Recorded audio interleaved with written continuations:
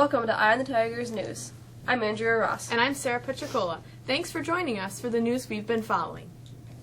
More than 1 million students were scheduled to take the English Language Arts Assessments test across New York State yesterday. Districts generally reported a rise in the number of students refusing to take the exams, according to the news reports across the state. In few cases, the opt-out rates are passing 50% of the students who are supposed to take the exams. In other areas, the opt-out rates vary greatly. The opt-out movement has grown in the state as some parents and educators object to the tests. They say the tests lead teachers to focus too much on the tests are poorly designed, and the tests should not be used to evaluate teachers.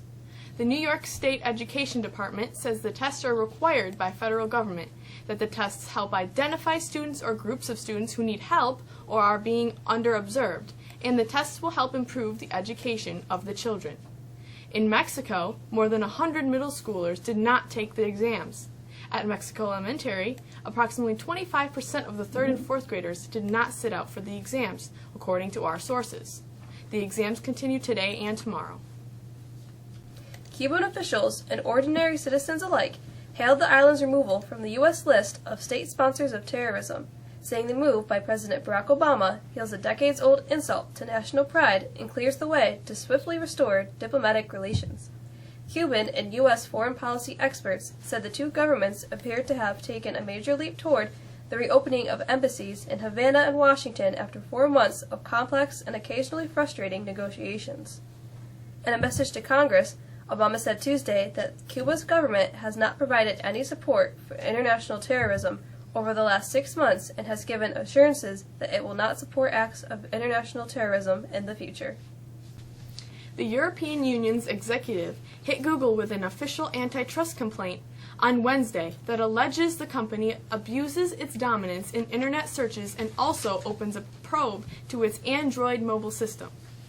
The move massively raises the stakes in the highest-profile antitrust case in Europe and could lead to billions in fines for Google if it does not change the way it does business in the 28-country bloc. A jury was seated Tuesday in the death penalty trial of admitted Colorado theater shooter James Holmes, after a selection process that experts say was among the largest and most complicated in U.S. history. The 12 jurors and 12 alternates were chosen after remaining candidates were questioned as a large group Monday. About 9,000 prospective jurors initially were summoned in what experts call the nation's biggest ever jury pool. They spent weeks filling out lengthy written questionnaires. The trial portion is scheduled to begin on April 27th with opening statements. Former New England Patriots star Aaron Hernandez was found guilty Wednesday of first-degree murder in a deadly late-night shooting, sealing the downfall of an athlete who once had a $40 million contract and a standout career ahead of him. Hernandez, 25, looked to his right and pursed his lips after the jury forewoman read the verdict. The first-degree murder convict carries a mandatory sentence of life in prison, without parole, in the slang of Odin Lloyd, a 27-year-old landscaper and amateur weekend football player who was dating the sister of Hernandez's fiancée. An 80-year-old grandfather in northern Alabama has experienced his first high school prom after going as his granddaughter's date. James Papa Drain of Albertville said his granddaughter, Joy Webb, asked him to be her date for Saturday. Drain said he never had the chance to attend while he was young. Webb wanted to share the event with her grandfather, who has been in her life since she was born.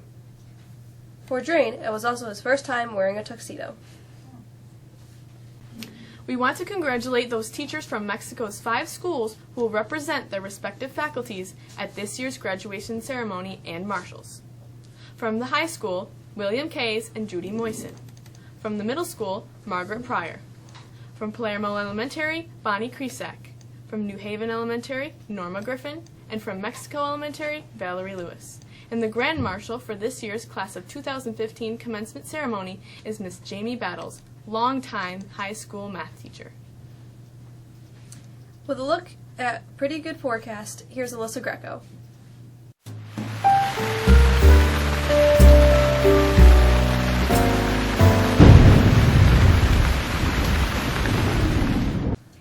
We've got another beautiful spring day on tap to finish out our Wednesday. Temperatures may creep just barely into the 60s before warmer air get in here for Thursday. 70 degrees for Thursday with filtered sunshine and a light breeze, certainly the pick day of the week. We've seen data that has kept bouncing back and forth regarding some rain on Friday. One day it looks like Friday will be mostly dry, and another day we're looking at wet weather. Right now, it appears a good part of Friday will be wet in the morning before we dry out a little. Temperatures again remain normal for this time of year in the low 60s. The weekend is still a little iffy. Right now, Saturday morning looks a little damp with some clearing later in the day. Sunday, we get the sun out for most of the day. Some long-range data suggests next week could be cooler than what we've been enjoying. We'll keep an eye on it for you. With your forecast, I'm Melissa Greco. Here's Abby Garrett with what's going on in the world of sports.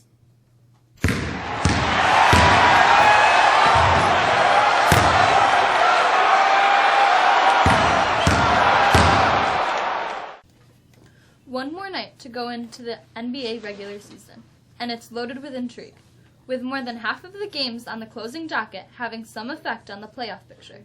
Here's just some of what will be decided Wednesday night. 7 of the 8 first-round playoff matchups, seeds for 8 of the 16 postseason-bound teams, and the fates of New Orleans, Oklahoma City, Brooklyn, and Indiana. Half of that group gets in, half goes home. Mexico's tennis team is off to its best start in quite some time when it shut out Chitenango on Tuesday to raise its record to 3-0. Max Luters, Ethan Bartosik all won at singles. Joey Damacolo, Ben Pilo, Anthony Edwards, Josh Yerdon, Dan Mullen, and Zach Lawler won at doubles. The team's first home match is on Thursday. Mexico's baseball team lost a tough one yesterday, 9-8 to Oswego. Alex Bailey had 2 hits and 2 RBIs for the Tigers. Mexico took a 4-run lead into the 7th before Oswego rallied for 5 runs to walk off with the win. Mexico softball dropped its second league game in a row, this time 5-1 to ESM. Bailey Wills had 2 hits for the Lady Tigers, while Kennedy Lamb had the lone RBI. The girls lacrosse team dropped a league matchup at Marcellus last night, 14-2. The team hits the road yet again Thursday night when they face off against Homer. And finally, in sports, a pitcher's worst nightmare comes true. Cleveland Indians pitcher Carlos Carrasco left Tuesday's game after being struck in the head with a line drive in the first inning. White Sox outfielder Melky Cabrera ripped a ball up the middle, hitting Carrasco on the head after deflecting off his arm. Carrasco remained down after the play and was eventually carted off the field. That's it for sports. I'm Abby Garrett. Keeping you organized, Shannon Corey has the calendar.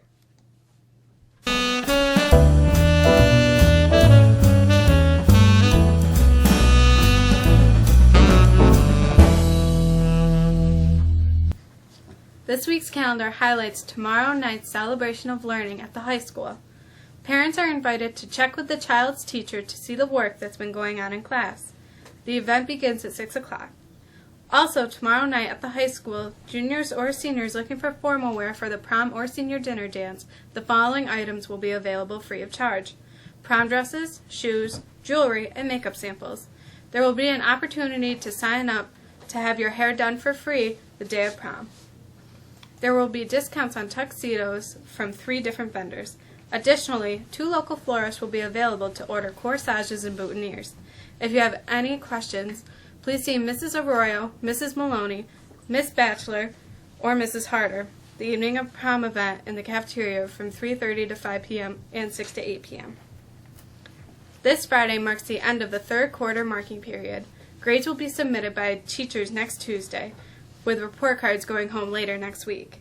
And on Friday, Student Council will hold the final pep rally of the year. The rally will take place during 5th period. We're planning on streaming the event live on our Ustream channel. The rally will also be available archived by going to the district's website, clicking on the story, and the link to our channel. And of course, today is the last day to file your income tax return without a penalty. Many who waited until the last minute will be rushing to post offices across the country to get that April 15th postmark. That's what's on the calendar. I'm Shannon Corey. And finally today, here's Kennedy Lamb with our history lesson.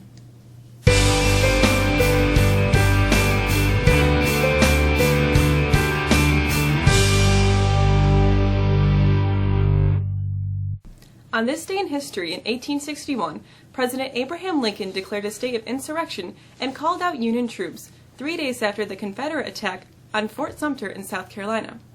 4 years later, President Abraham Lincoln died 9 hours after being shot by John Wilkes Booth at Ford's Theater in Washington.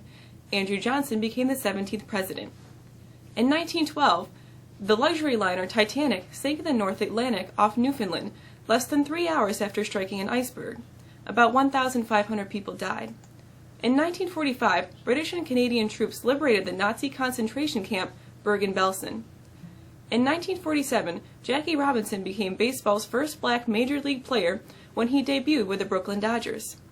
In 1989, students in Beijing launched pro-democracy protests upon the death of former Communist Party leader Hu Yaobang. That's our history. I'm Kennedy Lamb. That's all for us today. For the staff of Eye of the Tigers News, I'm Andrea Ross. And I'm Sarah Petricola. Have a fantastic day.